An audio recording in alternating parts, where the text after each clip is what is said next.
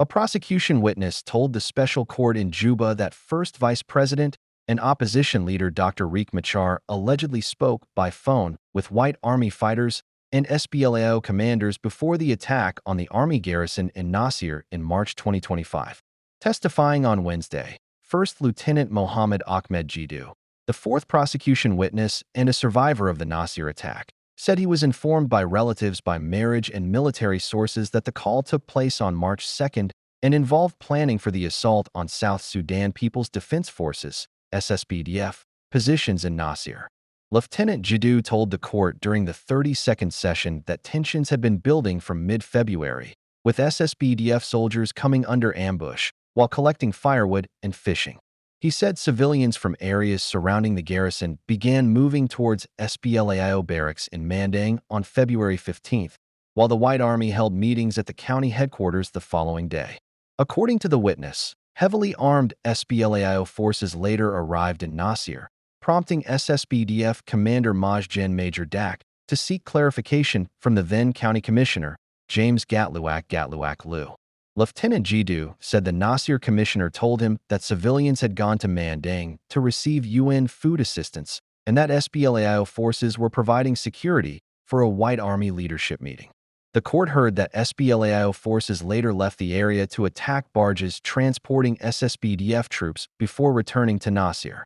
On March 1st, a joint meeting involving SPLAO, the White Army, and the commissioner allegedly elected Colonel Torgile as White Army leader. Lieutenant Jiddu told the court that he and Major Dak were wounded and trapped inside an armored personnel carrier, APC. He said senior SPLAO commanders later entered the garrison and that Major received phone calls from Dr. Machar urging him to surrender. Major reportedly refused. The witness said UN helicopters later attempted evacuations, but efforts were hampered by continued gunfire. Major was later killed during the evacuation attempt, according to the prosecution. Survivors were eventually taken to a UN hospital in Malakal and later transferred to Juba.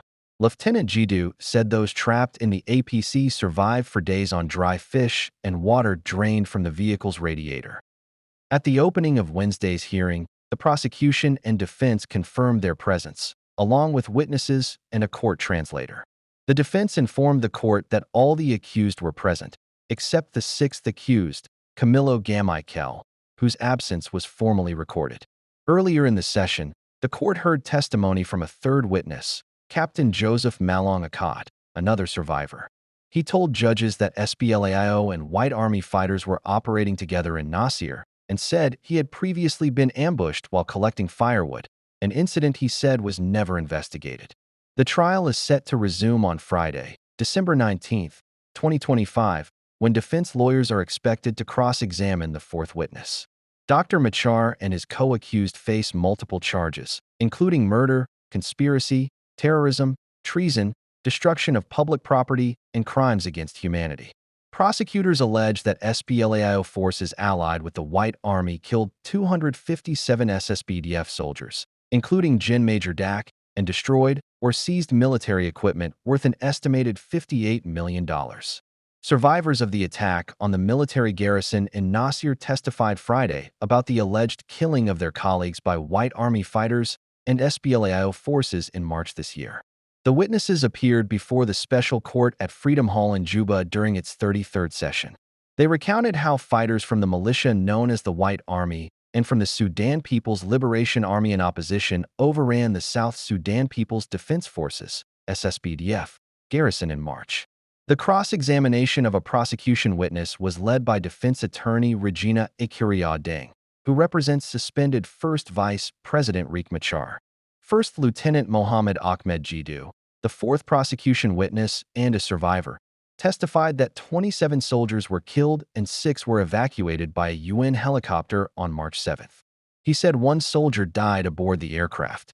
Ahmed said 7 soldiers were with Major General Major Dak in military armored personnel carriers, APCs, while the rest were in 3 other APCs at the garrison. Under questioning, Ahmed stated that 33 soldiers were waiting to board the UN helicopter for evacuation when they came under fire. He said 6 were able to board while the others were killed.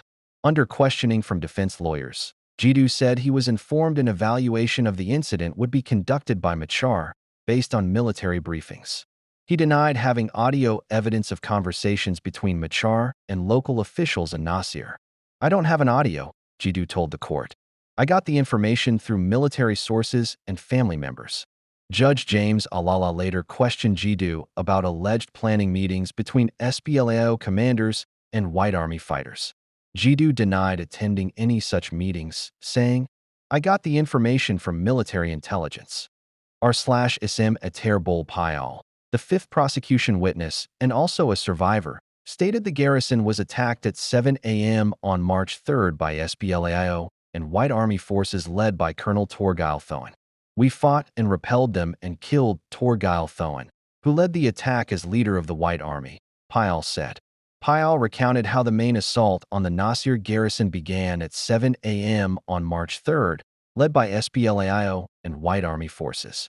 He described communication breakdowns and desperate escape attempts through bushland and across rivers, where many soldiers were ambushed. "We tried to cross a river, but some could not swim," Payal said. "In the morning, we were ambushed. They killed everyone and left me alone." He testified that his life was spared when one of the SPLAO fighters recognized him as having previously treated the fighter's child.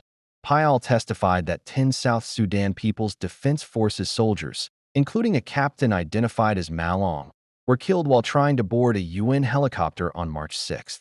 The court adjourned until Monday, December 22, when defense lawyers are expected to cross-examine the fifth prosecution witness. Machar, 73, and 7 associates face charges including murder, treason, and crimes against humanity. The charges stem from a March 2025 attack by the White Army militia allegedly linked to Machar.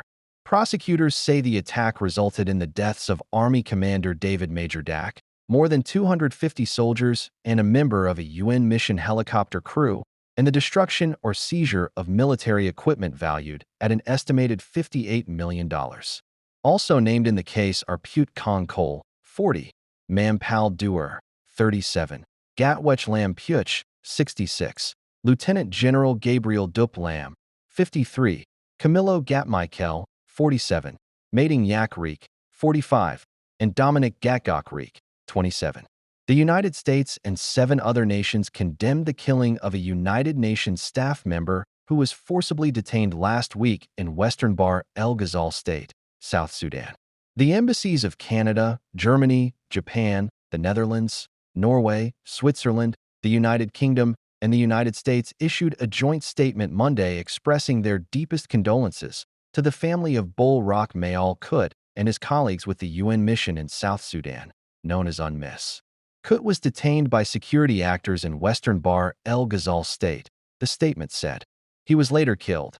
The joint statement noted the transitional government's pledge to hold those responsible to account and called on South Sudanese authorities to fully follow through on this commitment so that those responsible for Mr. Bol's death are brought to justice.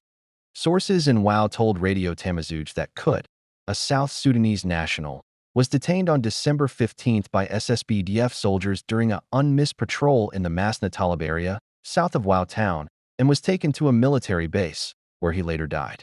Local reports said the army was conducting operations against opposition forces in the Malang area at the time. UNMISS, established in 2011, is mandated to protect civilians, monitor human rights, and support South Sudan's political transition. Attacks on UN and humanitarian workers have been a recurring concern amid the country's prolonged instability.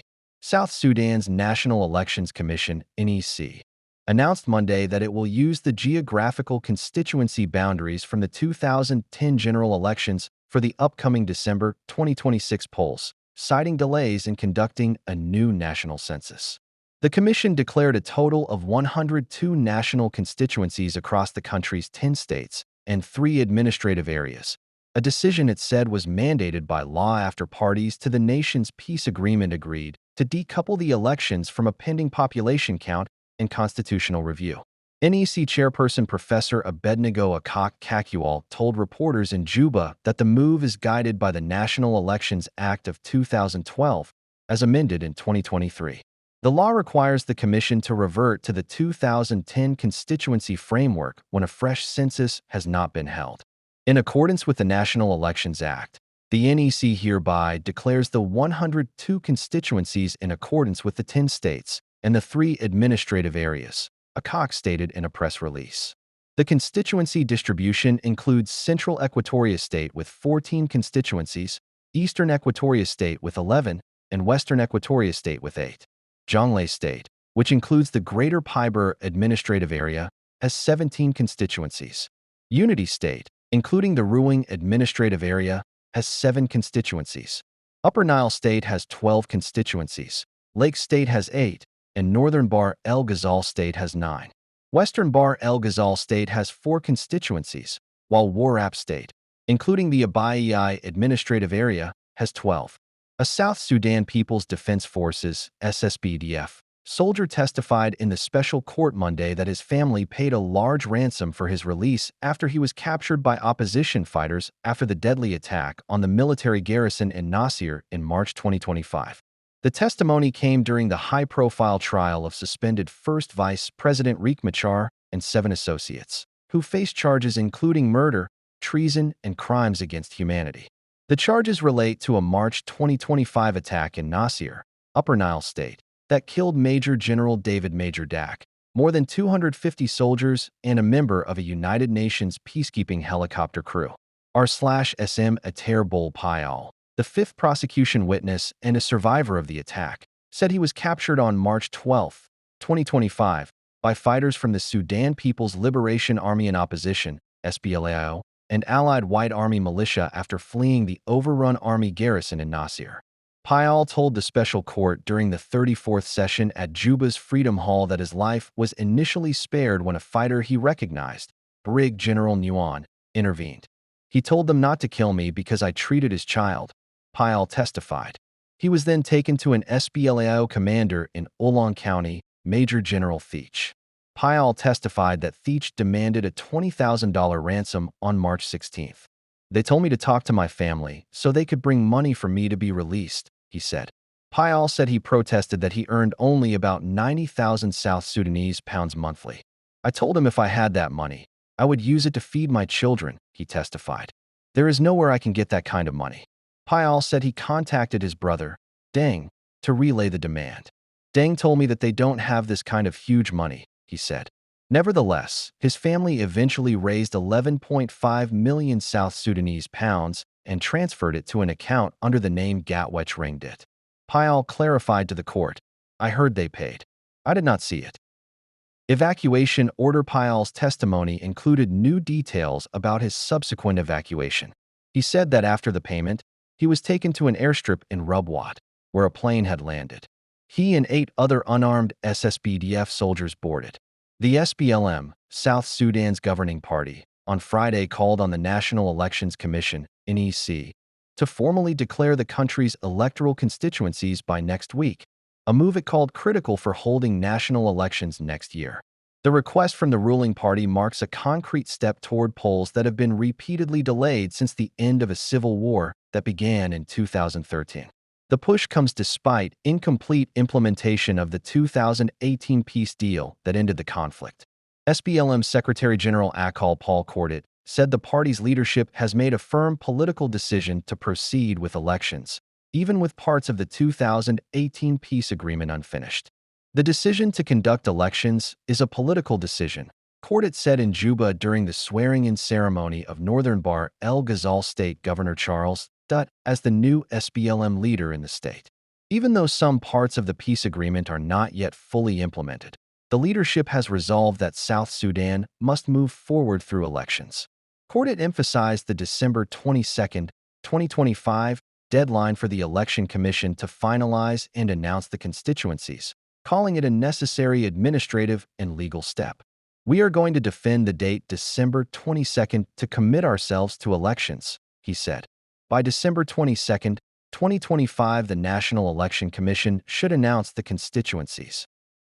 The push aligns with the National Elections Act, which requires the demarcation of constituencies to be announced at least 12 months before elections, setting a legal foundation for the deadline ahead of polls slated for December 2026. Quang Danhir Gatluak, the SPLM's first Deputy Secretary General for Political Affairs, said during the ceremony that South Sudan is heading to elections, and there is no turning back. The move follows Wednesday's approval by South Sudan's presidency of amendments to the 2018 peace agreement, removing provisions that had linked elections to the completion of a permanent constitution, a process still unfinished 7 years after the deal was signed. Under the changes, national elections will be conducted under the Transitional Constitution of 2011, as amended, rather than a new permanent charter. The amendments have drawn criticism from the main opposition group, the SPLMIO, led by suspended First Vice President Riek Machar. The revitalized transitional government, formed under the 2018 agreement, has faced persistent challenges in implementing key provisions, including unifying armed forces, drafting a permanent constitution, conducting a population census, and preparing for elections. Breaking news: Machar trial adjourned until January 5, 2026. Juba, the special court handling the high-profile case against suspended First Vice President Dr. Riek Machar on Monday adjourned proceedings until January 5, 2026, extending a trial that has already drawn intense political, legal, and international scrutiny. The adjournment was announced after the court heard that more prosecution witnesses are yet to testify, with judges citing the need for additional time to organize witness appearances and review submitted materials. Court officials indicated that hearings will resume early next year with continued witness testimony and possible cross-examinations. Dr. Machar is standing trial alongside 7 co-accused, all facing charges linked to the deadly violence in Nasir, Upper Nile State.